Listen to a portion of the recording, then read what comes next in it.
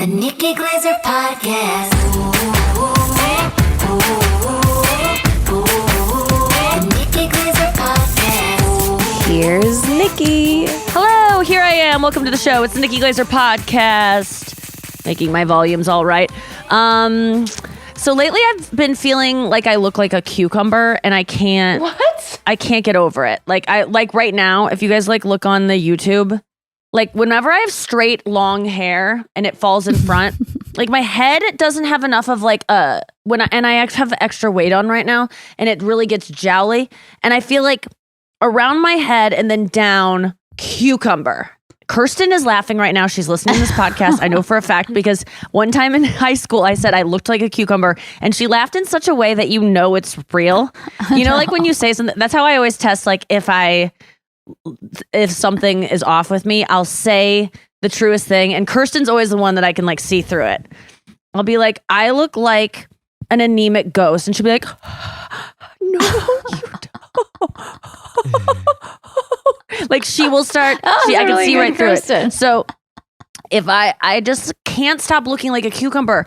Yesterday I had my hair and makeup done and I was just like, can you curl my hair so that it looks like there's a curl right under my ear so it looks like the cucumber has a little shape to it? Because if it's just flat, cucumber. Are you talking like Ernie's head?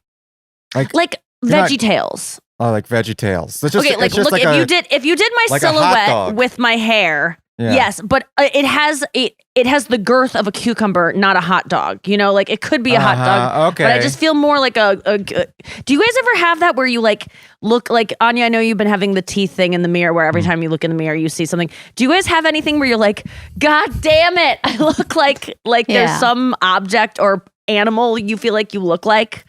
Yeah, I mean, I have a cucumber thing too. I don't see you in cucumber mode right now, but there is a photo of me when I'm a child. There's a picture of me as a kid, and I'm like, oh my God, this picture totally perfectly illustrates all of my issues with my head and my hair. I have an oval head. It's an egg head. I cannot escape that. You can't change your skull size. The one you sent to me the other day of you, where you were like, Anya and I will have baby chat off. Line. What is that? Catherine, why is that your hair? Catherine, why is that your hair? Why is that your hair? That's from Veep. One of the best lines in Veep ever. But do you see it, why Brian? Is that your hair? I see disgusting. Oh, what is that? You look a little bit, I'm going to be mean right now. Downsy. Can I be mean to you? Because you are so beautiful. You look like Mars Attacks. You know, how the aliens have a bigger upper portion? Yeah. I think you came out of the birth canal and she squeezed halfway through when your head was out. Yes. And it's all fine now. I would never say this if this was still your head. Well, I think I'm doing. But you are what an is adorable that called little girl. That Robin does to your hair, where they comb the back. What is that called? A back comb? Back comb. Is this kid doing a back comb? Yeah, there's a little bit of a pomf coming off the back. Yeah. I think you just had a ponytail and it went boom, pomfed it up a little bit. Yeah. Brian, do you have any as a man? Yeah. Are there any things physically about yourself that you're just like, ah? Well, yeah. The other day, Brian did come in and just took off his jacket feverishly. This was so funny. He ran in the room. He gets here to my room. He takes off his jacket and he just stands in front of me and goes, look. Yeah. What do you see? And I go, I don't know. And you go, my shoulder. Look at my shoulder. His shoulder is a half an inch lower than the other one. So he had a shoulder issue. Yeah. Well, that was from an injury. I went to the doctor for it because one of I strained a muscle and it was insane because my right shoulder, I could not keep it up. It was not staying up level. And so if I just sat, it's still kind of like it. Yeah, I can see it. If I just sit there normally, I have to physically try to hold it up because the muscle is still injured. So did you don't Barbie care Botox? About something? What? Botox. Did you get Barbie Botox? That's where women are injecting stuff into their shoulder blades so it goes injury. down. I'm allowed to have an injury without having. It's not a aesthetic. Is it hard for you to tell people you don't care about something when you go? I can only one shoulder shrug now. It looks like I'm going. It looks like I'm doing a dance. It looks like what's his name? Big Bobby Bopper. What's the guy that helped you dance? Yeah, it's Big Bobby Bopper. No, what is his name? William. Darren. Third Street Darren, Promenade. the hip party man. Darian Hip Hop Henning. Okay, I got so close. Darian Hip Hop Henning. Okay. Bobby Sorry, the that was Bopper us. was Bobby. my mob capo who tried to kill me for not paying. Okay, so but back to the question. Is there any, do you ever have a thing where you like look in the mirror and you go like, oh, I'm really this today? Well, you know what I do have is that the mirror in my room, especially when I'm sitting in this chair, I look at that mirror and I always am like, damn, that's the best I've ever looked whenever I look in that mirror. Oh. And I don't look like that in any other mirror in the world or in real life. But for some reason, this Wow. mirror is like, man, I go from like a 6 to a 7 in that mirror. Oh my God. Is Yeah. it maybe the lighting? Is it, and there are definitely mirrors that make you thinner, but I don't think you want to look thinner. You're already a No. slender man. I'm Yeah. gonna So ask maybe you a it's- question. Horrified Is it children. is it that side of your face that's like your best side? Like what if you turn around and show, because right now you're showing the right side of your face. Can you turn around to the mirror, look at the left side of your face and also be just The as left side of my impressed? face is the better side. So it's actually showing me the bad side of my face. Shit. But How do you guys know the better side of your face? I Oh, just yeah, can't it's memorize obvious. mine. It's just hard for Really? me because I I don't just think look it pretty is. all Yeah. the time. here, watch this. This is know. the left side of my face. Okay. You do Okay. have That's both pretty good good. And sides. this is the right side of my face. Let me see. Whoa. Okay, your left side. I go with your left side. Yeah, my left Can I side's see? clearly better. Whoa, how did that? Yeah. Alright. There's Yeah, just a yeah. more like you're. Now His go to left the other side side. looks sweeter. His left side looks sweeter. Yeah. I don't know. Both are I good. don't know why. It's just better. look And it, more it would be like nice if they were both. cavemanish. There's nothing you can do to really step your game up on that. It's just kind of like how everything fell into There's place. surgery. My makeup girl the other day, I was like, my wing of the eyeliner that I always do wings now, which I think might be Asian cultural appropriation. I'm not sure, but I think that's something that could get us canceled eventually. But when she did my wing, and I was like, one is way lower than the other. And I was kind of like mad about it because I was in a bad mood. And I was just nitpicking. And that's what I always do when I'm in a bad mood. It's just like, and nothing's right. But I wasn't like, don't think I'm like a bitch and yelling at her. She's very sweet. And I was like, I just think this one's lower, Leia. And she was like, yeah, we do that one lower because your eyes are like different.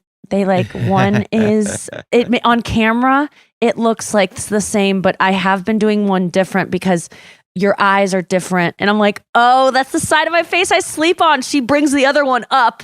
I have a droop. The one that was lower is my good eye. So she could do it at a normal thing. And the other one she's got to scoop up. Damn. And, I'm just shocked you've only discovered this now at 39. What do you mean? I've That one side I've of my been face? doing like I have to do makeup on different sides of my face What? ever since I started doing makeup. Yeah, like one eyebrow does the thing I love, the other eyebrow is a problem child. Needs help. I just don't memorize what it is. I know that every time I do my makeup, I do different things to match and stuff, but I don't memorize. When someone's like, when I take pictures after shows, people are like, what side do you want to be? What side is your best side? And I'm always like, I don't really know. And it's not because I'm like, it's all so good. I know there's one that's better. I just don't memorize it. And I should because I have my picture taken a fuck ton and I'm very upset with many photos. Unless No, I'm advertising VeggieTales Live. You're What are lucky they because you can photograph from the front really well.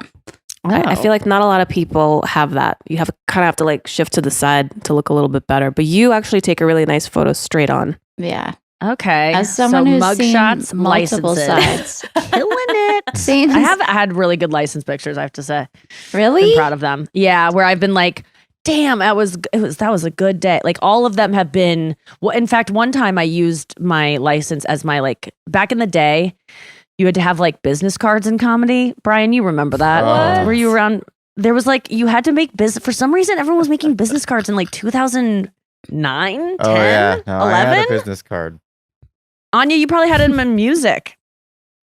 My business card was my license picture. Like I just did my license and I made the weight 98 and I made like I just changed a little thing about it, but it was it was such a good picture. I was like, let's use it. I had a business card and I made it look like, well, on one side I made it look like a restaurant, and the name of the restaurant was Comedy, and then underneath it said free delivery. Okay, this is like your WGA sign. It's a What? That's thinker. not that bad. That's not a thinker. No, it's good. It's good. It's very cute. Brian and I wrote a joke yesterday. I guess I wrote a joke, and then Brian wanted to tell me, like, he was looking at my act and he was like, that joke just like, are you sure about that joke? Like, and I was just like, what do you mean, Brian? He's like, I don't know. Like, do you think it maybe is just a joke that doesn't really, that's maybe someone else would tell? And he gave like an example of someone who's kind of hacky. And I was like, well, that's all you had to say. I'm taking it out. Not going to do it. Just mention the right person. Yeah, I didn't know. I didn't really. I'm aware of the person he mentioned, but I wasn't aware of her material. And now, this girl doesn't have a shot in hell for ever opening for me because now Brian ruined her for me. No. If she ever, no, if she ever wrote me, I would look at her material first. Actually, I don't really care. I don't look at the people who. I'm actually not going to say what I'm about to say because I don't want people writing me and asking for spots. But I generally don't like review tapes when people are like, "Hey, can I open for you?" I kind of just look and see if they look confident in their clips. Like, I don't like watch it. I just go like, oh, because I think most of stand-up comedy is not being funny. It's being confident. Sure. Especially agreed. in LA. I mean, like, if you just look comfortable on stage, if you just look, you could be not funny at all. And as long as you're comfortable on stage, it's going to come off to the audience like you're good. It's just, it tricks me, even though I know. The industry too. I mean, there's a certain it tricks contingent. Everyone, man. There's a contingent of comedians that have come out in the last 5 years who don't tell any jokes. They're just very confident, leaning on a stool and sitting in silence. And everyone in the industry thinks they're a genius because they're not uncomfortable at all. Well, but if you get the right bomber jacket, you're golden. He just paced the stage slowly. Andrew and I used to make fun of certain comedians that do this thing where they go, I just want to repeat it in case people forgot because I still love it because it is such a device and I want everyone to be aware to not laugh when people do this. When they go, you know what? I've got some thoughts about Britney Spears. You know, I'm not going to say it. I can't. I don't want to get canceled. Not doing it. Then the audience goes, come on. No, we want it. And they go, no, man, I can't. Please tell us. And they like run around. And then if you as an audience are involved in begging the performer to do something, you are now invested. Oh, yeah. You could literally, he could say nothing after that and you will still like it. That's why crowds think that they've somehow influenced Taylor Swift. Like Taylor Swift, when after Champagne Problems and the Eras tour, they all scream for like, I think the longest it's been is 7 minutes after it. And they all, it's a device. And I don't think Taylor's like wielding it in a way that like comedians, the comedians I'm talking about do, where it's just, they don't really have material. So they're manipulating the crowd. Taylor's just like, being nice to the crowd because she wants the crowd to feel like they're in on it, but she's in control there. And I've said this, like Taylor could shut up a crowd in 2 seconds by talking, but if she doesn't talk and just keeps looking to the side like, and she actually is every single time, I don't think she's being fake, being like, people make fun of her sometimes of being like, she's just always shocked by everything. But I honestly think that she is truly appreciative and in the moment for these things. Like she's still like the 13-year-old girl who's like trying to make it and can't believe she did. So I'm not saying that she does that, but I don't think people understand how much artists can like manipulate you. Are there any things that you can think of, Brian, that comedians do that really bother you? Well, we were talking, I don't know if it's really bothers me, but a manipulation tactic is laughing at your own jokes. I think it was, I mean, there are some comics, it really is a flaw because they'll just laugh after every single joke because their jokes aren't funny. And then some master comedians like Dave Chappelle have like perfectly timed moments where they break and they laugh. And, you know, Dave Chappelle, I think almost like invented this in the modern era where he like laughs and slaps the microphone on his knee. And like, yeah, they're not really laughing. Come on. At a joke they've told the joke 7,000 times. It's not like this is the first time they're like, oh my God, I just realized that's funny. Yes. Yeah. And then the other one I've been seeing, what was I just going to say? Shit. It's a good one. Fuck. Okay. So the fake laughing and then stand up, like to get everyone to Yeah, no, that one's pretty good where you wait after your set and then everyone stands to give you a standing ovation because they don't know what else to do because you're just standing out there. That's a good one. But there's one, oh man, what was it? Well, I'm there's so mad stuff at my where you memory set right up now. where you set up the crowd to say something and then you pretend like Oh, I know. that's the first time you've ever heard the crowd say that. You'll know this one. Okay. A lot of comedians used to do it, including me, because you don't even realize you're doing it because you just absorb it from watching other comedians and see how much it works. But you hit a punchline and then you immediately go, okay, so, and then I told him, don't put the almond milk in my iced coffee. Like you say, after you hit a punchline. Start paying attention. So many comedians do this thing. Do you know what I'm talking about, Anya? Yes. Yes. Punchline. Some kind of sound. Or Yeah. Yes. I don't mind that. I don't mind any like under your breath talking like and punchlines. So that's what I kind of don't. That's I do style. that. I like that. But I do that because I like that the audience has to shut up to listen to it. They can't like keep laughing and they have to go like, wait, what's she saying? It's giving you more context. But I think there are lots of really good comedians that get caught in the trap. Go listen to I wish I could give examples without calling names out because actually someone I was listening to the other day who I really love his stand-up, I was like, oh my God, he's an guy. Yeah.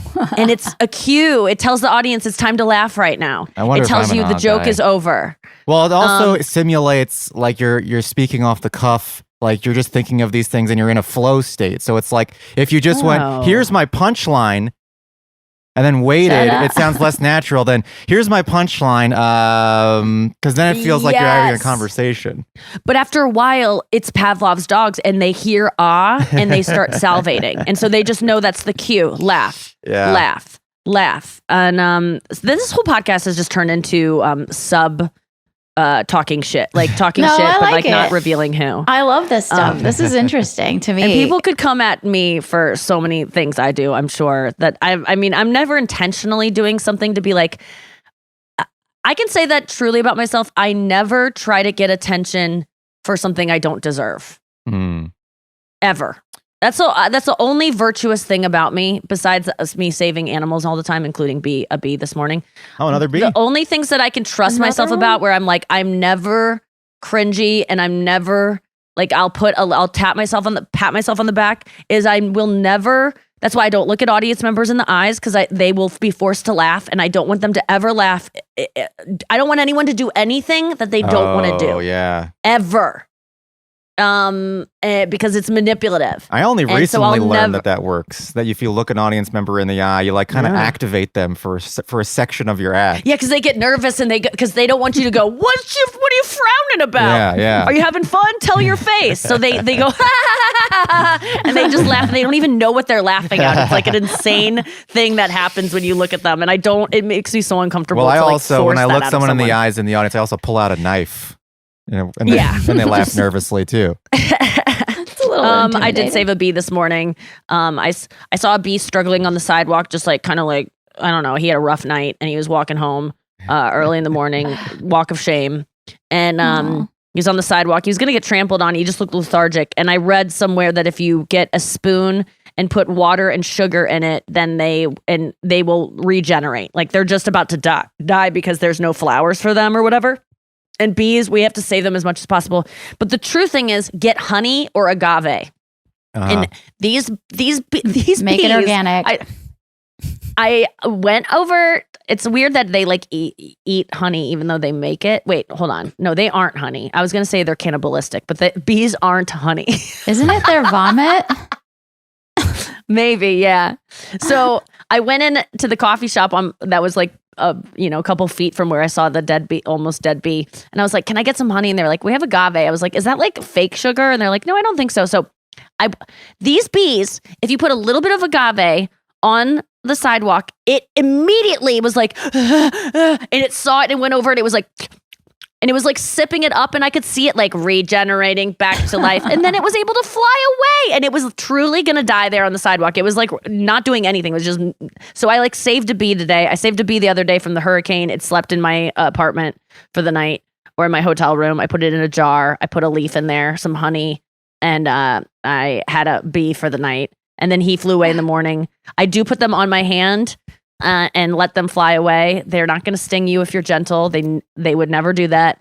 And it's so satisfying. That's why I go, I don't need kids. The feeling I got from giving this bee nurtured sustenance and it flying away and having a life because I intervened and just having a connection with a bee where I looked at it and it's cleaning its little tentacles and it like its eyes kind of seem like it's looking at me.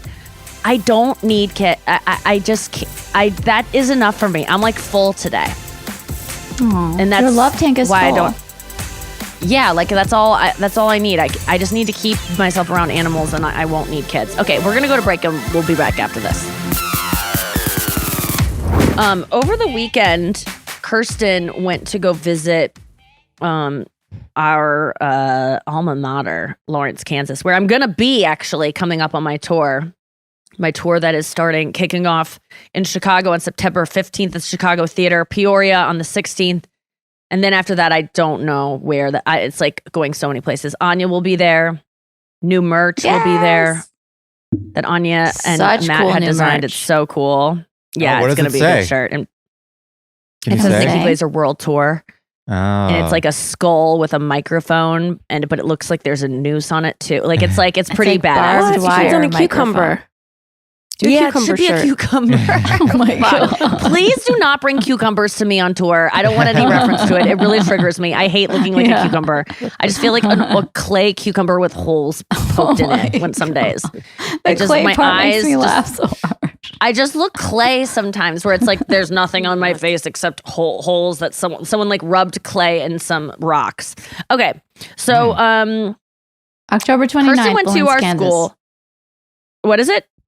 October 29th, Lawrence, Kansas. October 29th. Okay, so look out on October 29th because I'm probably going to do the exact same thing that Kerstin did the other day when she was in Lawrence, Kansas. And we've done this before when Kerstin and I visited. Every college kid is like out in the front yards. This is like, first couple weeks of school. All these college kids are partying on their lawns. Like it's classic college town. And Kerstin's driving by in her Honda CRV. And we originally did this years ago when we visited and it was at nighttime and kids were like waiting outside in lines to get into bars, like all these young kids. And we just kept saying, Mama's home to these kids as we drove by. Kerstin came up with it, but just saying, because it's like a car that a mom would drive. Yeah. So we just kept saying Mama's home to these kids and they would just look confused. So Kerstin did it the other day and she added to it. And so I just wanted to play some of these. I'll play them on my phone. Yeah. Okay, here we go. Okay. Okay, that's the first one. She's going past a frat. Here's another. And here's where we lived. Here's where we Oh, wait. That was her just telling us where we lived. Mama's home. Okay, wait, hold on. It gets varied. I swear it gets better. Mama's back. Okay, that's a little different. Hold on. It gets better. Mama's back. Wait, hold on. I didn't realize there's so many of the same one. Okay, I swear You they have get to varied. describe what's going on. Okay, there's like a bunch of hot girls that are in booty shorts and bikini tops carrying pizza boxes, like in a line. Another one is like a bunch of kids like on the front lawn doing like keg stands, and there's like tons of kids out. Yeah, there's like a trampoline, like those like fun castle things. Yes. A bouncy on house. the one. Bouncy This one house, is like thank a you, yeah. kid carrying like a beer pong table and like setting up beer pong. Hey, what's up, boys? They all turn their heads just like, what? And then this one is, let's see what's happening. Oh, it's just a bunch of cool frat guys setting up a like cornhole in their front yard. Who's going for some straight A's this year? Who's going for some straight A's this year? She's just being encouraging. Okay, and then this one is, this is a huge party. Oh, okay, Girls yeah, playing that's what I was talking cornhole, about. all in their bikinis. Kids, there's a bouncy castle thing. There's like there's probably like 50 girls and 20 guys on But it the starts lawn of off It starts, I think if this is the same video, it starts off with like one girl filming another girl who's on her knees that twerking. one is, she didn't say anything in that one. Oh, okay. That one's really That was funny. just There's for a us. girl twerking in front of a house and another girl filming her for TikTok. And it's so funny. But this one is just a huge party on the front lawn.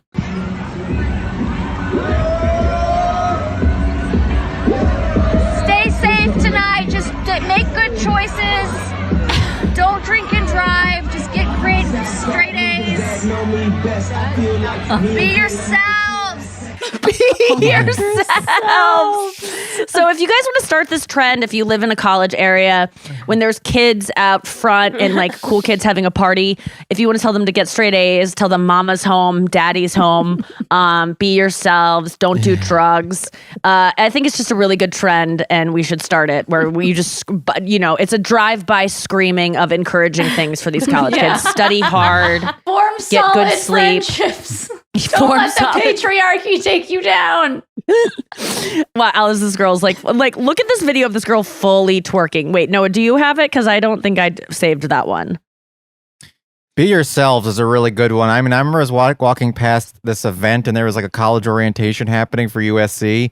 And I could see visibly kids not being themselves, like trying to present themselves in a certain way. And it made me feel just like I was. It's so sad. Because I remember it reminded me of me when I went to college, when I first went. And I was like, man, just know. Yeah. I found it. Go ahead. Okay. Yeah, I guess I didn't save it because it had. Yeah, like that's that's for TikTok though. Taylor Swift. Oh my, hold on. Oh, I don't think I would have slow ever done that because down. it's right next door to a party. Yeah, but it's TikTok now. Abs. Oh my god. Wait, go slow. That's quite a significant bounce house too. God. I am so nervous. This makes me like so, if we were just showing a video of the party that's happening on this lawn.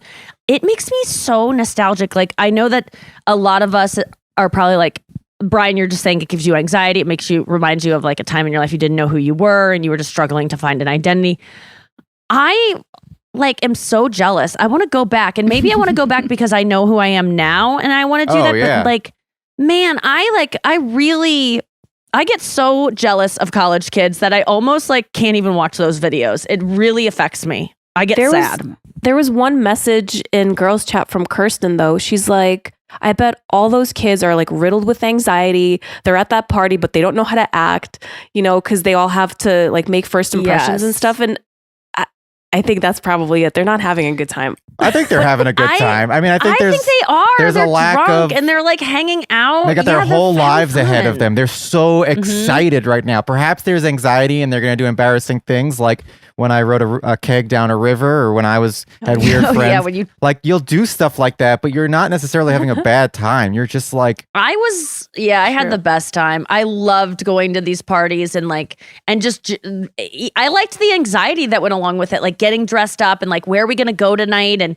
just knowing that you have no responsibilities. I mean, I know some people listening to the podcast were like, I was working in college. I worked a little bit, but mostly like it's like this, it's a great little bubble and you have no responsibilities really. Who were your Yes. best friends in college? Kat and Kerstin. Kat, I went 1 year to Boulder and Catherine was my best friend. And then I transferred my sophomore year and then Kerstin was my best friend. And then we had a falling out my junior year. Or no. I guess it was, junior year. And then I was doing stand-up comedy and then I didn't really have any friends. I was just obsessed with doing comedy. And then senior year, same deal. I was just dying to get out. So I think I feel like I didn't have the full college experience because for the first half I was starving and almost dead. And then the second half I was wanting Sounds to get the great. fuck out because What are you not well, that's what I still mean. I want to go back because now redo it. I was even having fun when I was starving Yeah. and miserable. I remember it fondly, even though I was suffering. and So think now about I'd be fucking thriving. the type of anxiety that you have in college. The anxiety is optimism. It's like, oh my God, maybe I'll meet somebody, maybe I'll meet friends, maybe I'll get drunk and something crazy will happen. And then when you get to become an adult and you have anxiety about an event, it's pessimism. It's like, oh God, what's going to happen tonight? I'm going to be so tired when I get back. Probably no one's going to be there that I like. And so that's the difference. And that's why not true. I have a personal story. Oh, okay. So I was on Fifth Avenue in Brooklyn. I was coming out of it was actually like a sex shop. So I was coming out of a sex shop, and then all of a sudden I hear someone call my name, and it was someone that I was friends with in college. His name is Avior, and we started talking, and it's literally like 15 years after, like I've seen him last, and I'm like, hey, do you remember me in college? And he's like, of course I do. And I'm like, what was I like? And he's like, oh man, you were really jaded. You were just like really concerned about what you were going to be when you were going to grow up and done with college and stuff.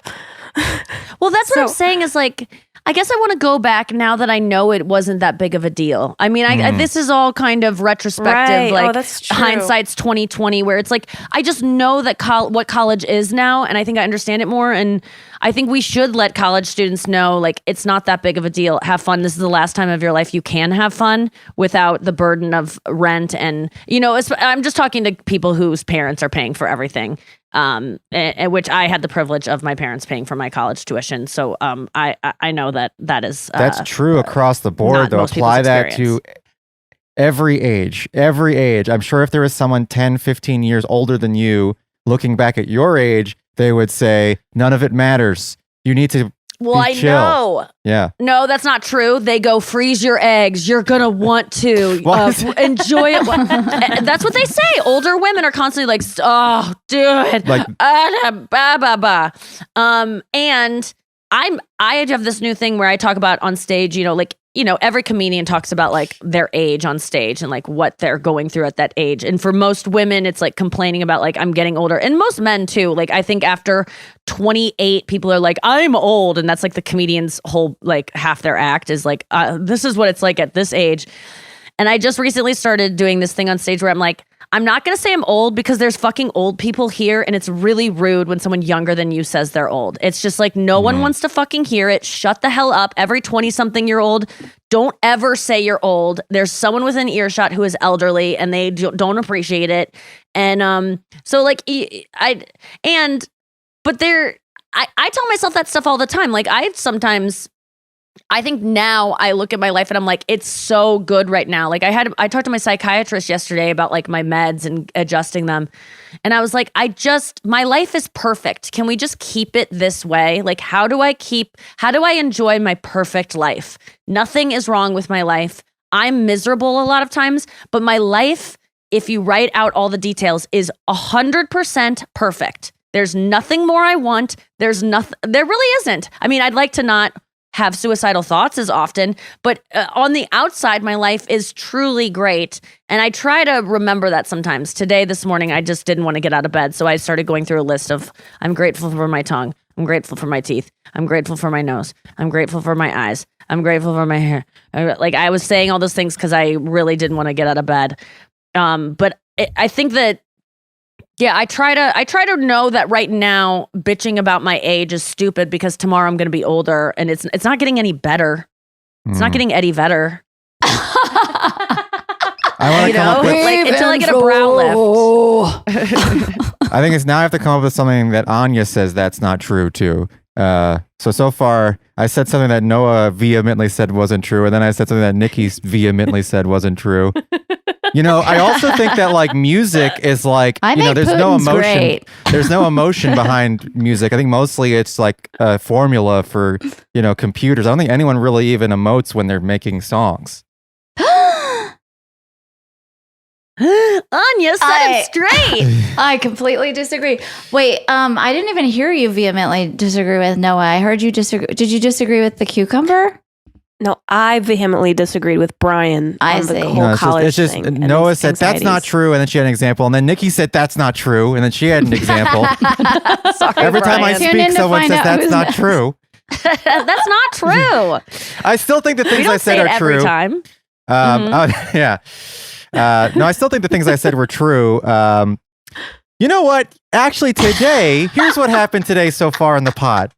I said, Nikki said that my business card wasn't funny. Noah said that what I said about college isn't true. Uh-oh. Nikki said that someone's going to quit the pod. Someone's being ganged up on. I'm being ganged up on right now. I see it coming. And then when I asked Anya to tell me that what I said isn't true, she didn't even say it. What's going on today? I was still thinking about how both sides of your face look great and you don't have a bad side. I couldn't even disagree with that. I almost disagreed with that because I thought that's not maybe true, the other Anya. side. One side is worse. No, but I'm not actually upset. FYI. No, but You can't upset I don't think Brian. you are. Brian is Brian's the best because I can like when the other day we were working on jokes for my act and did I tell this already where I was saying like I do that one I don't know about, but like I like that you did this part of it. Like I like where the angle of it was. So that was like a good way to start, but I don't know if, and he goes, you can just say no. Like you don't like it. And I go, can I? And so then the next time I didn't like a joke, I go, no. And he goes, okay, actually. And then I started just going like, no. And he was like, actually, this is starting to hurt. This is making me think of something I just heard. It's a weird reach, but try to follow me. So I was listening. Maybe what you're doing as female, and we're raised to do this, like affirm, give positive feedback, do the sandwich thing, good thing, negative thing, good thing.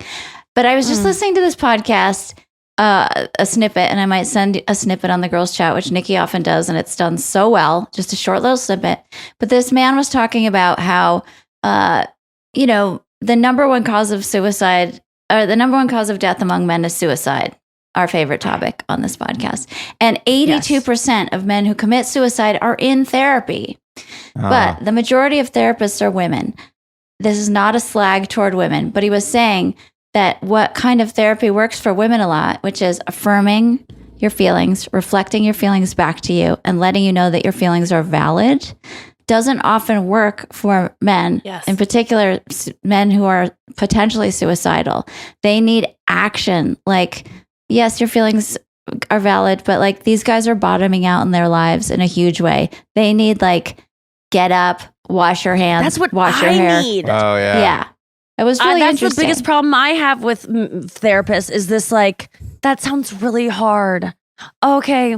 And how does that make you, where do you feel that on your body? I'm like, tell me what to do. Yeah. Tell me what Why to don't text therapists back. do that? Why don't they just tell you what to do? I don't know because that is Maybe such for, a like, true thing. accountability. I want to just say that let's not correlate men killing themselves with therapy. The reason that number, that 82% of men who kill themselves go to therapy is because those men have mental issues and people with mental issues are more likely to be in therapy. So it's less of a causality and more of a No, he wasn't saying it was a correlation. causal thing. He was saying, yeah, exactly. He's saying that surprisingly, a lot of these people are aware of the problem and maybe talking about the problem. It's not that it's But talk the therapy therapy's doesn't fault. help men. Well, I'll tell It you can if they're anecdotally. yeah.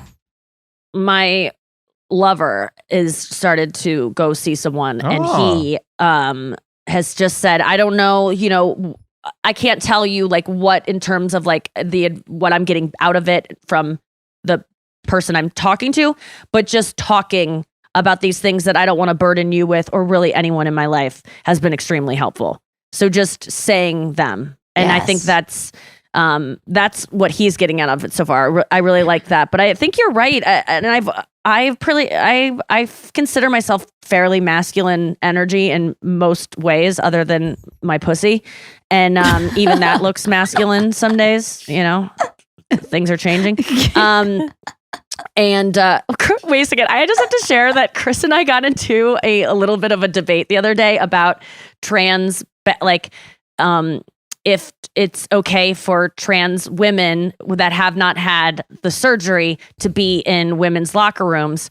And he was saying like, and he was not on either side. He was just presenting an argument of saying like, so Poppy, my niece, is 4. He's like, so you wouldn't care if Poppy was in a locker room and a just dick went swinging by her face? And I was like, well, I would be uncomfortable if a vagina went swinging by her. I don't think anything should be swinging by people's faces in locker rooms. And I don't think, but it came out that like there was a reason for his concern about this because he had an experience with where someone was like pretty scarred by seeing a penis in the world. And so it made sense that he was concerned about a young person seeing a penis. And I get that. But I said, I've seen vaginas in locker rooms that are so much more horrifying than any penis. So it's not like she's safe from seeing disgusting genitals. Yeah. In a locker room, whether it's a vagina or a penis. When I was young, that was my argument. Penises were swinging by my face all the time in locker rooms. I mean, I'm not even kidding. I worked in a gym. I mean, they should not be swinging anywhere. Like, it's not okay for those to be. You should, in a locker room, you should not be swinging anything. You should not be walking around with your genitals, and especially by kids that are like genital height. I think that's disgusting, and I think that anyone that's doing that is a perv. It doesn't matter if you're man, woman, trans. Exactly. Totally agree. I can hear my mom's voice right now. You Americans are so strange and puritanical. People grow up around nudity all the time and only in this country. Well, I would say to your mom, there are perverts who get off by putting their penises in children's faces just in the vicinity. And so that is something I wouldn't want anyone to see. And there's also a difference between growing up around nudity and then someone swinging their penis in front of your face. I love it. Totally. Swinging.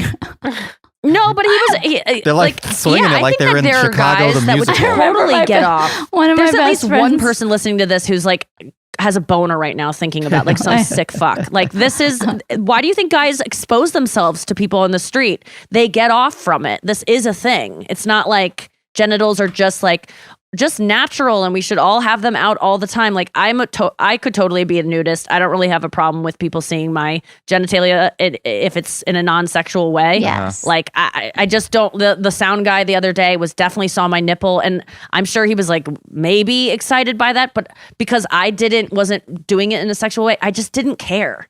But a locker room is where you get nude. Yes, but there are people in locker rooms, just no matter what their gender are, that get off on maybe I could see that they would get off on a little girl seeing their balls or their vagina lips in a way, or their tits, like sickos. When I would go into a gym locker room to take a shower, I would wear a towel around it, and then I would go into the shower and take the towel off. But there are, and it's a very old man thing to do also. But there are people who just walk around, flopping around free and open without any shame, which is fine to not have shame. That's fine, but if you're doing it for a sexual thing, you just don't know why. You don't know why they're doing it. Right. Some people are so brazen about it. Yeah. But a trans woman who hasn't had the surgery is not going into a locker room to like swing their genitalia around. No, definitely not. But they could. They could be. Just because they're trans doesn't mean they're not willing to do that. Yeah, they're like just. I'm not saying that it's. I think the chances of that are fucking insane. But that's not to say that they couldn't. Just like a woman couldn't have her vagina and get off on having a kid like catch a glip. Like people are fucking sick out there. We all know it. Mm-hmm. But I'm just saying like. I don't think that's a reason to not have to like if there could be a dick in a bathroom, in a women's bathroom on a trans person. That doesn't mean I'm not like protecting a little. If Poppy saw a penis and was like, "What's that?" I'd be like, "Well, some women are born with penises, and your brother has a penis, and he was born." You know, like I would just explain it. I don't think that she would need like counseling to get over seeing a penis on a woman. It all depends on the response to it. Yeah, like I think if you respond like, "Oh my God, you saw a penis? Oh my God, how dare you?" Then she'd be traumatized by penises forever. Totally. If instead you're just like, "Yeah, some people have penises." Yes. Then it'd be fine. Okay. I wanted to get to Reddit dump. That's what my mom was getting at. Okay. Oh, we're going to go to break and then we're going to come back for Reddit dump. All right, we're back. Anya has one more story about swinging things around. When my friend came out as a lesbian, and I was like, I did not respond in a way that I wish I would have. I was like, "You are not gay. You are more guy crazy than me. You've slept with more guys than I ever have." I remember she was like trying to help me understand that she really, really loved girls. And she goes, "There is nothing like having a woman on top of you with her breasts swinging around." I was like, and she's like, "That's it. Like, there's just nothing like seeing a woman's breast swing from side to side." The way that makes me feel when I hear it, I don't have any, that does not do anything for me. So it kind of proves it. I was like, "Wait, what are you guys doing?" Yeah, well, that was it for her. And that's nice to hear that she doesn't mind like utter tits. Like, you know, like we all have talked about this, like when your tits hang down and look like cow udders, it's like, and they lose like their fat on the sides and they almost have like a bell jar type look to them. Yes. That it's one of my most can't wait to get this things. bra off. Oh God. That is why women wear bras when they're on top sometimes, I think. Yeah. Anti-bell but jar. it's nice to hear that another woman doesn't mind it and she would love to see them swinging around. Yes. And you were just like, and she's like, that's it. Does that not prove it to you? It's like, no, it kind of does. She was actually. also when they're just this is immature. But she was like, when they just drag their vagina down my chest, it's the most amazing thing. I was like, you're gay. I got it. When they just slug down my chest and leave a snail trail with their vagina. I've Down never my done that sternum. to anyone. Try it, doing cucumber. That. Mark my man. What? What did you Yeah. say? Mark my man. That is so That is such a weird move, but it would make me laugh so hard. If I love doing funny bits though, so I could see myself doing that and just being like, hold on, I'm just trying something. Just say it. He'd be like, Glaze, what are you doing? And I'd be like, wait a second, just I gotta get this. And it's just like a marker going, He's okay, mine. let's get to Reddit dump. Yeah, ladies. Karaoke mode. This is your Reddit dump. Okay. So this I found this last night and I was like, oh my God, I can't wait to hear Noah and Anya's thoughts because it's about a subject that I like to talk about with them. And Brian, I guess I'll hear your thoughts too. And you'll like it too. This is from True Off My Chest. And it says, concerned my daughter may have caught my husband cheating. She says, I just tried posting this, blah, blah. I'll just get to the story. I was bathing our two daughters, 5 and 2, about a week ago. When I was drying them off, my daughter was talking about being naked and how, I didn't even realize this was going to connect. My daughter was talking about being naked and how you're only naked in private and for things like taking a bath. I told her, yes, that's true. Sorry. Then she said, that lady was naked on Daddy. I was confused. What do you mean?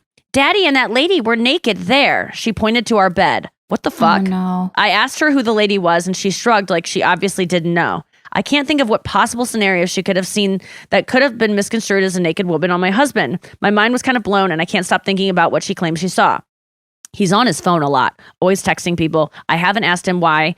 He always has his phone glued to him, even in the shower. I feel uncomfortable demanding he hand over his phone.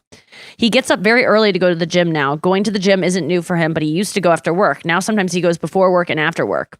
He is constantly, this is the interesting part, he's constantly horny and has been for the past few months. I've asked him what's wrong with him. He says he doesn't know, but it's like he's 18 again, and he's constantly getting hard and can't stop thinking about sex. He's never had a problem in this area, and he was also never like this. He's become obsessed with sex and constantly wants it. At first it was flattering, and I felt desired, and he wanted it seemingly from me so often that I never imagined he could be cheating. Now I'm wondering, why did he suddenly go from being a normal man with a normal health sex drive to being a teenage boy? She says, none of these things by itself is super suspicious other than what my daughter said. And then she goes on to like, what should I do? And everyone, including every Cheating. man that wrote back to this said, someone wanting to have sex all the time is 100% a sign of cheating.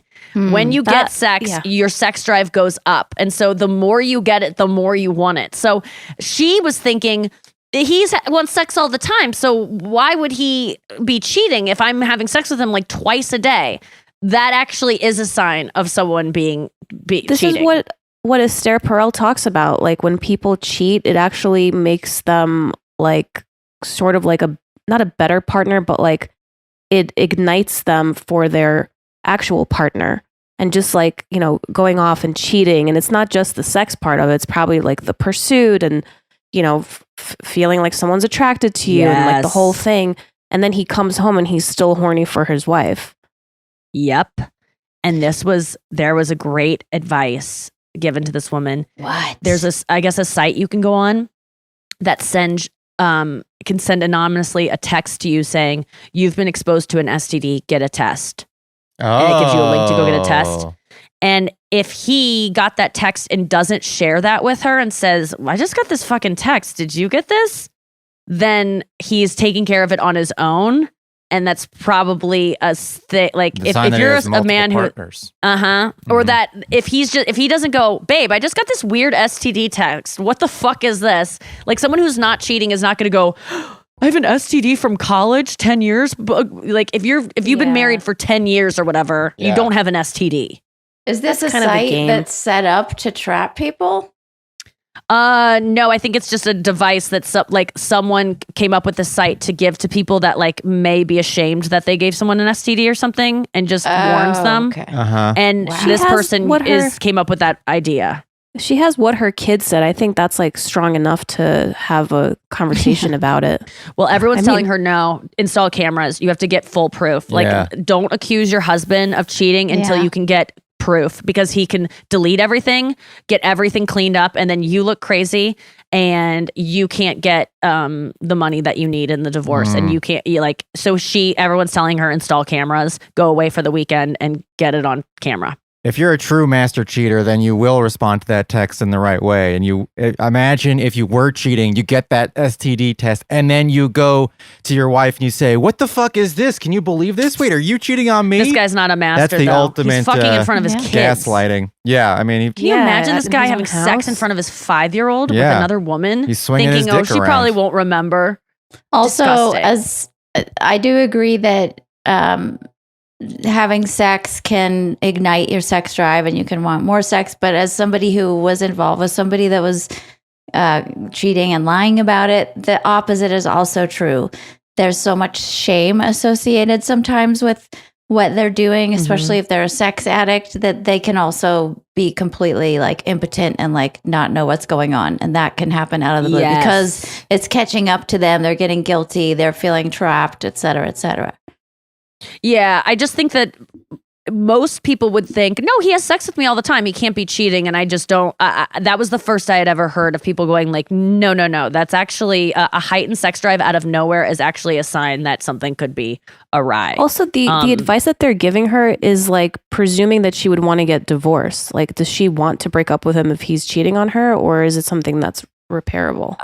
I think having sex with a woman in front of your child there's no repairing that. And I'm someone, if I got cheated on, I would forgive the person, but not if they fucked in front of my 5-year-old. Take it to a motel. Come on. What are you doing? Why are you doing it in your own house? I'm sure he had the kids that weekend, though. Oh my God. You couldn't even bear to take a second. So gross. Okay. This is another Maybe one it's the from babysitter. Oh no, the kid would have known the babysitter. Ooh. Kid would have been like, "It's Cassidy." Yeah, you're right. You're right. Okay. So this one is from No Stupid Questions. And I think this is a question that everyone asks and no one really ever has the answer to. In fact, Brian, this was posed recently when we were all hanging out and you looked up a podcast to find the answer to it and we really didn't get one. Yes. But the question is from No Stupid Questions. Why is cocaine being laced with fentanyl? Fentanyl-laced cocaine has been in the news causing a lot of deaths, but why would drug dealers want to lace their drugs with an extremely deadly drug like fentanyl? That will draw way more attention to both their enterprises and killing their clientele, which would be bad for business. Anybody able to explain? Do you guys want to take a stab at this before I tell you the answer? Yeah, so I looked up a podcast, which I won't name because I'm not going to throw shade at a podcast, but this podcast did not answer the fucking question. The title of the podcast was that question. We listened to it for 30 minutes, and it was like, it was just leading us on with like YouTube style teasers for 30 fucking minutes. But before we answer why fentanyl is put into drugs, let's go back 20 years ago to the Reagan administration. Yeah, exactly. It's like, just tell us. Yes, exactly. But this question gets asked all the time because it does seem counterintuitive. Why would you want to kill your clientele? Why are this thing that a microscopic level can definitely kill someone? Why would you mix stuff with that? I think it's stupid. I know the answer. I have two theories. One is that somehow, I don't know if this is true or not, so if somehow it gives their user a better high, then maybe they'll get more addicted to it and then they'll wind up buying more despite the risk. And secondly, is potentially maybe lacing it with fentanyl is cheaper than the actual drug, so they're just kind of filling it out like a filler. Those are my two reasons. I strongly disagree with you, Brian. And No, I'm just Noah kidding. is correct.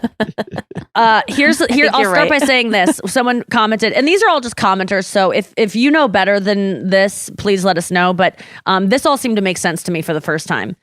Someone said that people saying that drug dealers would cut cocaine with fentanyl is insane. I can't imagine it would make it stronger. It's a downer and would work against the upper. So fentanyl is a downer, cocaine's an upper. It doesn't make sense to cut them together. Okay? Here's the real reason. I don't know if you guys know this. I've seen a couple episodes of Intervention. I didn't know that people can be addicted and regularly use fentanyl and not overdose. That it is a street drug that actually is people buy and they use it in a way that they do not OD, that people like have a tolerance for. So like people that die of fent overdoses usually have never done any fentanyl. So it's the first time it's in their system. They OD. They don't have a tolerance. But fentanyl is a street drug that is sold. So the answer is, coming here with firsthand knowledge, says this person, cocaine dealers would not add fentanyl as a cutting agent unless they are crazy. It is cross-contamination the vast majority of times. One has to understand that drug dealers are not keeping their different drug stashes safe from one another. One customer comes in for fent, then the next for cocaine. Same table, scale, scooper, etc. Plus, most drug dealers are also high and absolute wrecks. Shit, sometimes the fent is white powder, so it could easily be given to someone by accident. Luckily, when I was dealing, fent didn't exist. Although I did give people ketamine instead of coke a few times. I also did that to myself, which is somewhat hilarious as the first pooter is a doozy. I don't know what pooter means. I didn't even know what custy meant, but I guess assume customer. But that's the reason. These guys are dealing fentanyl too and using the same scales and stuff. So it's I was like, going to guess a trace accident, amount. but not that specific. That is fascinating. I thought it was Also, pretty interesting. Hasn't Coke always been laced with stuff? And also like in the way that like the whole like drug thing works, it's not like the drug dealer is the one who is getting it from like wherever it comes from. There's like layers of people. So maybe he's cutting it or she's cutting it with stuff to try to make more of a profit. Right. Like baby laxative with cocaine and all that stuff, which is why I never knew why people had diarrhea when they did coke. But it's not that, because it wouldn't make sense for the effect of that they're going for. But okay, it's an accident. Sorry, it is Brian. crazy how many people are dying of it. Constantly. Sorry that Brian was wrong, but Noah was right. I just like the way Noah said it. No, I'm sorry. I'm trying to look up pooter. No, I didn't. Yeah, what's pooter? I mean, because I'm trying to the first time you get high. I'm trying to look up pooter in a drug contest. We all know that pooter can mean vagina. People have said that before. Or like fart. It could also really? mean I thought fart. pooter was your butthole. People, there is disagreement online about what pooter means. Even in fact, one of the Urban Dictionary definitions is saying pooter does not mean vagina. Everyone knows that pooter is a butthole. So, but I don't see anyone using this in a drug context or getting high context. Okay. Well, you knew there's if always a you first. if you had a first pooter, you'd know. It's a fucking doozy. Okay, I liked this question. This is from like a podcast that I don't listen to, but they have a subreddit that I like some of the posts because it's all about, I think it's a podcast about diet culture and making fun of it and like poking holes on it, which I love. So I guess the podcast is called Maintenance Phase. If anyone listens to it, let me know why I should listen to it and steer me to some episodes. But for some reason, I like their subreddit. So I liked this question: which anti-fat media hurt your soul as a kid/teenager? Do you guys remember any specific things? You know, the Jessica Simpson quote unquote fat picture. Like, are there any things that stand out to you as a teenager? And Brian, this could be like for like male, the ideal male body, like an Abercrombie bag or something. You know what I mean? Like where you just cemented in your head, like, oh, this was a formative moment, and now I need to be that. Anya shaking her head or nodding your head. So many.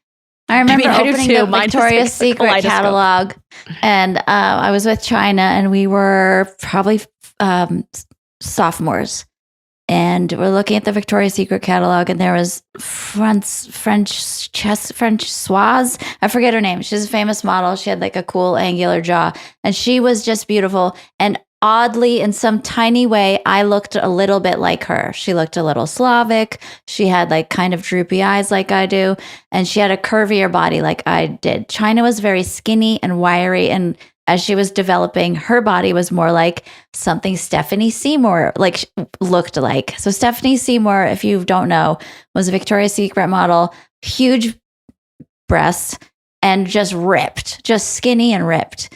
And that was China's body type. And I was leaning a little more toward Francoise, whatever her name was. And I was like looking in Victoria's Secret, and China goes, she points at the one I was looking at and she goes, ugh, I'd kill myself if that was my stomach.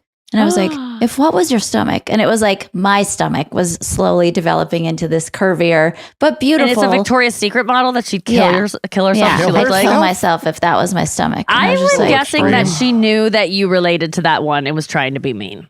Probably, maybe. Sorry, Chai, if you're listening. But yeah, I was just like, I have a feeling that her burned in my adolescent brain was doing that to hurt your feelings What because are she was yours? probably jealous. Mine is immediately I'm a Slave for You video, Britney Spears, her stomach in that, the lines going down it, and just the way, just her low slung pants and her perfect, it's not even like a six pack. It would just look dehydrated, like a dehydrated stomach.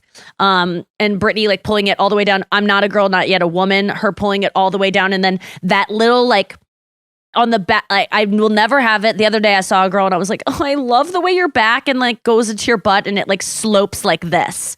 Like mine's always like it has like it just goes straight down. Hers went like whoop, like you could skateboard on it. Oh yeah, like that part of your back that goes like that. Britney had a perfect one. Isn't that like a posture And then, thing?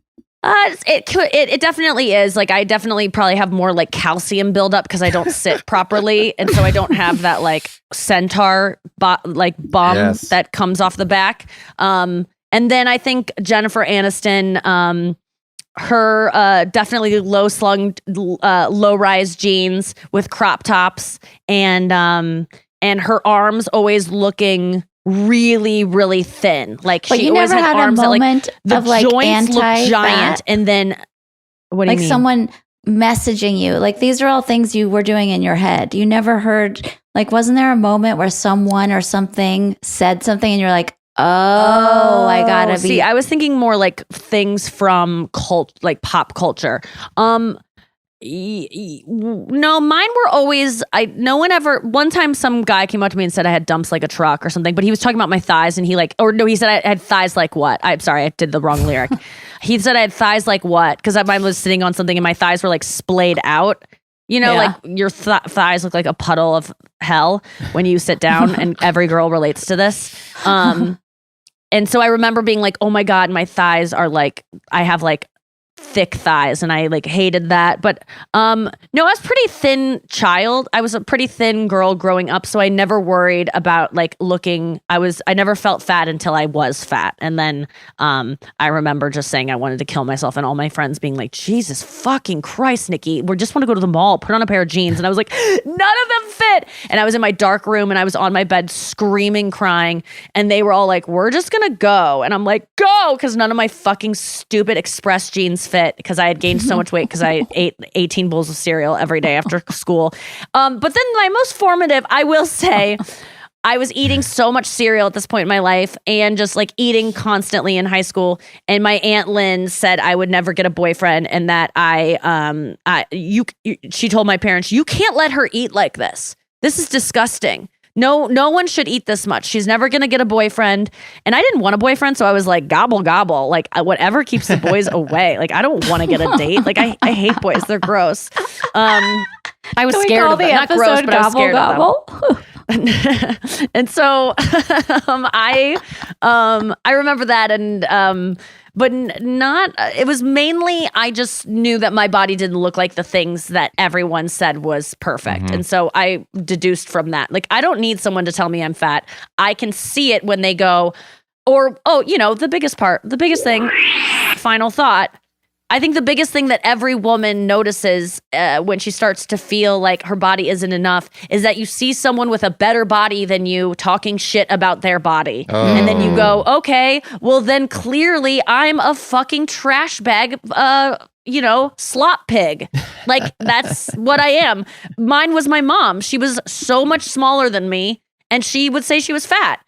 And so I would go, Mom, then what am I? And she'd go, it looks different on you. You know, like that bullshit. So it's like, she didn't mean to. My mom just had a bad self-esteem when it came to her body. She didn't have any, like, she just grew up in diet culture. Yeah, they called her she was pig called Pig woman. Woman as a child. Yeah, she was not going to help me out in that regard by setting good the body examples. There was nothing she could have done, but it's mainly that where you just hear someone else disparaging themselves and you go, well, I would kill to look like her, and she hates herself, so I guess she would step in front of traffic if she looked like me. I should probably do the same. Noah, do you remember any? Well, I guess just like looking at like the Delia's catalogs or like what was it like? It was Roxy or like Silver something, where it was just like these like really young, pretty like surfer girls. They were like blonde and they just always looked like so beautiful in like the glimmering sunlight. And I'm just like this pimply, misshapen teenager. Yes. Tiny little blonde surfer girls. That was the time of like Kate Bosworth. And even that one girl that got her arm bitten off by a shark. I was like, I guess she's thinner than me now. She weighs less now. Never gonna have that slender of an arm. I don't relate though. Non-existent. To having weight issues. For me, I just always felt misshapen. Like my body was like irregular shaped. But it was never about weight for me. People are always so it was like, not about like my arms are fat or so same for you, Anya. Like it was more about the shape. Like I wish this part of my body was a different shape. Yeah. Just like, I wish I was taller. I wish my legs were longer. Why do I have these thick legs? And it's just bullshit. It's all a I'll tell you, lie. when I got anorexic, I had the perfect body. Like I am tall. I am slut. I looked like a supermodel body wise. Like I really nailed it. Yeah, no, that's what I'm saying. Like, but I will say that I got the body I wanted and was not happy. Yeah. And was skinnier than Jennifer Aniston. I remember looking in catalogs and being like, oh my God, I'm thinner than fucking Jennifer Aniston. Suck it, bitch. Like, I have more self-control than you. I hear that you actually enjoy a tortilla chip every now and again with Brad at Casa Vega. I would never do that. I'm better than you. That. Yeah, you remember that. I knew Anya would know that reference. But I never relate to the shape thing because I guess mine was always just like, well, now I do. Like I hate that I don't have a butt or I don't have a and then my head looks like a cucumber is my new thing. But it's never. And it did in high school, and Kirsten's laughing again right now as she's listening to this because she knows that I looked like a tired, pale cucumber. It's so untrue and so I want to try to find the picture of the original cucumber picture because no one could argue because I used to straighten my hair like Jennifer Aniston with an ironing board, with an iron on the ironing board in my dad's room. In his dressing room, and he would come down and say, "It smells like burnt hair down here. It smells like the Holocaust." And I'd be like, God. "Boy, are you a fat?" He He would say that. I go, "What? Why do you know what that smells like? Why are you referencing that right now?" He's like, "This is probably what it smelled like." I'm like, "What?" No.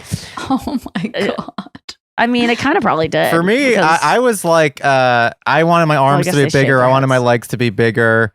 But like I wasn't looking at other celebrities and stuff and getting sad. I don't know if this is true for other young boys, but like I would, when I would see like a strong guy, I'd be like, whoa, that is so cool. Look at that strong guy, like a wrestler or like Goku in Dragon Ball Z. I wouldn't be like, I wish my arms were that big. I feel like a piece of shit. I'd be like, whoa, that guy's strong. Why do we internalize it as like we're bad because we're not that? And It's the patriarchy. boys can be like, but it's not their fault. Like, who's doing this to us? Why are we like that? I think it's because we're smarter. Because I think it's smart to go. I honestly, this goes back to me being like, I deserve to be depressed about something. I think women are smart. They go, that girl's getting a lot of love for looking like that. If I looked like that, I could get more love. I don't just go, wow, good for her. I go, well, how am I going to get that love? I want to find a way to gather that kind of isn't that attention. painting the men in a more selfless individuals who are just celebrating another man's body? No, you guys are just gonna like, we're going like, whoa, cavemen look how fucking strong this dude is. I think there's like an alpha dog. There's like an alpha dog mentality. Like if someone walks in that big, It's like, oh shit, yo, this guy is awesome. Right. That's so, it's sweet. I don't mean it's dumb. I don't think men are stupid. I really don't. Please don't take me as like a feminist who's like, all men are fucking dumb cavemen. But I do think there's something different about that where a man can just like admire a woman or a man's body and go, that's good for him. Like, cool. And a woman goes, I hate her because I want to be her. And because I'm not her, I don't deserve to be alive. At least that's where I go with it. Listener, you might be like, I don't do that. Because we have but, to compete. You're right. Like, it is smart. I like that spin, but it's true. We have to be the best, the prettiest. Like, they pit us against each other at a very early age. You're competing to try to be the prettiest. We need men to want to put semen in us so we make more things. So subconsciously, we're trying to make more of our species. Whereas men, back in the day, like cavemen days, you just rape us. You didn't need us to like actually be attracted to you. We needed you to be attracted to consent. We needed guys to want to fuck us. Guys didn't need us to want to fuck you because it wasn't an option. We couldn't go, I like you. Wouldn't it adapt more to today's standards since like, you know, like rape obviously is like not good and men cannot Noah, live in society. Hold on. No. Wait, Do you disagree? No. I think you're right. I don't think we've caught up yet. I see what you're saying. Like, yeah. So like, I wonder why men don't have more of that like emotional response. I just think I think now they do. I think it's starting. Like, I definitely know that my boyfriend is in admiration. But he admires people's hairlines, but he doesn't seem to hate himself for not having the hairline that he wants. He's like, yeah, it'd be nice. And I know that he's like thinking about stuff, but he's not like, I don't deserve Nikki because my hairline is not good. Whereas when I am not feeling my best, I'm like, I don't deserve your attention or love. You should go find someone else that's more attractive. That's where my mind goes.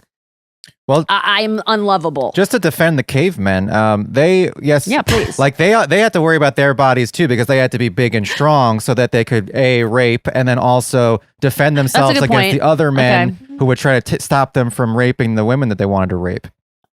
Or that they were like, I want to rape her. You get off of her, and so they have to pull off the guy that's raping her. It's not about how I look; it's about being strong and big, so that you can beat the shit out of all these guys who are trying to steal your corn. So why don't you guys but they don't hate themselves? So that makes sense. Yeah, we don't. Yeah, why don't they hate themselves for it? Because that would actually hurt your species if you hated yourself. But then why would we do it? It goes back to what Anya was saying about the podcast you were listening to and how just like men handle their emotions differently. So they it does go back to that. I think it's how we were raised and all the messaging we've gotten ever since we're just tiny little girls.